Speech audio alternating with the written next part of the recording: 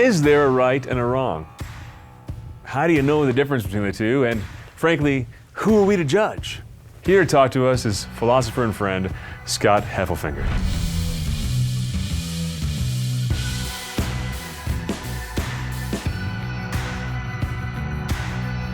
Good, evil, right, wrong. Isn't that just stuff we all make up for ourselves? We made it up.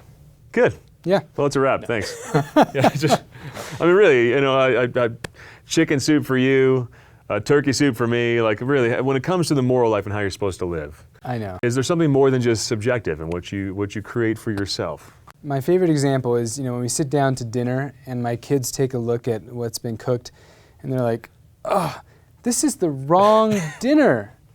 I'm like, it's not wrong. There is no right and wrong as long as it nourishes you. These peas are wrong. It's just wrong. But that's a case where, it doesn't really matter that much. So sometimes there isn't a right and a wrong. But let's say, we're fixing my car, and I'm like, hey, hand me the spark plug, and you give me an oil filter. I'm not going to be like, hey, whatever, it doesn't matter. Well, what if it's right for me? It becomes a question of purpose and function, right? The engine has a purpose. It has a way of functioning well. And so there is a right and wrong with respect to making it function well in view of its purpose. And it's similar in morality. It really comes down to the question of, do we have a purpose? Does God have a plan for us? And did He design us to accomplish and achieve that plan, which is our fulfillment? So that which is right and good for the car is that which helps it get from point A to point B, which is the created purpose of the car. It's got a creator. We have a creator, so therefore there are certain activities and decisions that are good or evil, right or wrong for us. That's right. So right and wrong, it's sort of not the first thing we should talk about, right? Yeah. It's good or bad, and that means flourishing or fulfillment, right, or not. See, you really need faith at the end of the day to believe in a good, in a moral good or moral evil. Because just even talking about that implies a created purpose. If you're just a lump of self-aware molecules, well then, all you have is your opinion when it comes to what's good or evil. But that's all you got. Yeah, and this Creator in His plan, He created us in a way where we can see our activities, right? We can see the powers and the capacities that we have, like to reason, to love, powers and capacities to enjoy things that are sensible. But there's a question that we also realize, we sometimes feel like, oh man, why did I give in to that temptation or desire? And we realize, I didn't have these different desires in alignment. And so we can actually begin to kind of detect with the gift of reason, what is it that we're made for? And did I sort of subvert my reasoning capacities by just giving in to every single whim or desire that I have? And that actually enslaves it, and we don't feel good at the end of the day when we do that. Yeah. Now, who are you, though, to impose your morality on someone else? How do you respond to that? Well, on the one hand, I'm just a human being like that other person, right? And so I have some understanding of what it means to be fulfilled.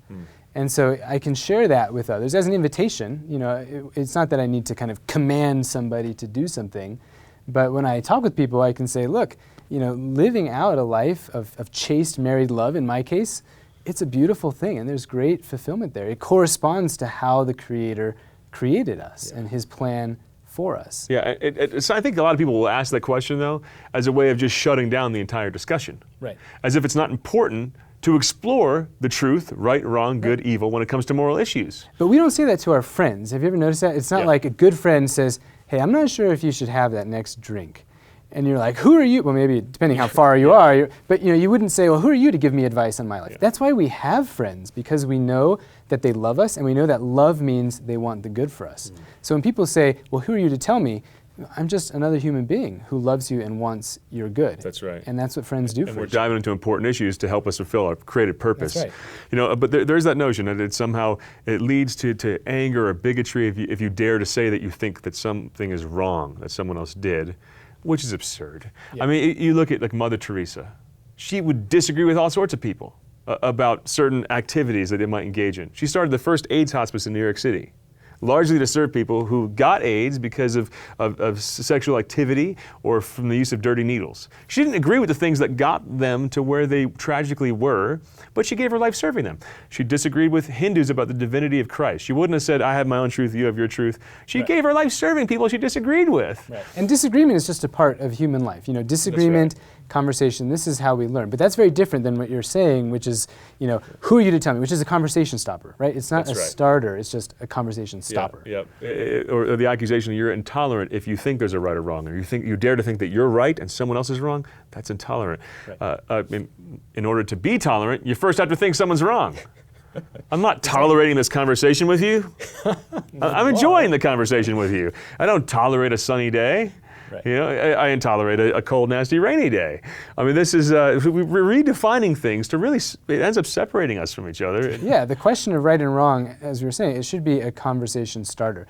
These are things. It's not that I figured everything out or you figured everything out. But it's a way of trying to grow together. And so when we reach the point where we can't have conversation with each other about these things, we just shut it down with these stock phrases, that's not a good point. And we want to work, I think, to foster that conversation. So ultimately, how do we discover the good for us? Yeah, I think about the created plan that we have, what I'm made for. I think about the obligations that I have. So with the Word of God? The Word of God, what God teaches us, what His church teaches us, what we can know through reason. Looking at what it means to be a human being, and then in my own particular context, right? I'm married, I have children. That means I can't just go out and do whatever I want all the time because I've made commitments, right? Honoring the commitments that I've made, speaking the truth to those I love.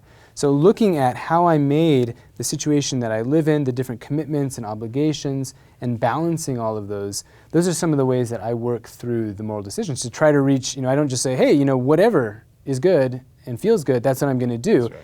But there's some reflection, there's some prayerful reflection and discernment, especially with the big decisions. Yeah, so it has to be a good action, right? Not an evil action according to the Word of God, according to natural law, according to we could think our way through these. You could apply logic to moral stuff, just like you apply logic to math, to numbers, you come up with math, you apply logic to moral decision making, you come up with ethics, right? So we have that, but then you also have your intentions. Some people would say, it doesn't matter if what you're doing is good or evil, as long as your intentions are good. Right. How would you respond to that? Well, the best of intentions can't save a bad action, right? So people would say, well, if I just want to have stability and order in a country, maybe we'll just kill off some of the people. I mean, say, wait a second, we know that. Darth Vader approach. The Darth Vader approach. There will be the Hitler perfect approach. order in the universe. Right. Or the Hitler approach, that's right. Yeah, and so intentions can't save something that is inherently wrong. Intentions are important. They provide a kind of unity to our life. I want to do this for the sake of that, because in the big picture this.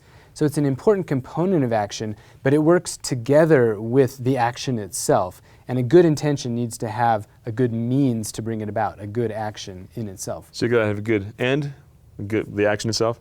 Gotta have good means, the way you're doing it. They both have to be good for you to be acting right. That's right. Fulfilling your created purpose. Yeah, and in the church's teaching, they have to have the right circumstances as well. So looking at all those particular considerations can change a little bit the moral calculus that you're going through as you think through these different components of an action. Who am I to judge? I'm a human being. And human beings have reason that can set us apart from the apes. It's our job not to judge people. That's above our pay grade. But we have to judge the moral quality of actions.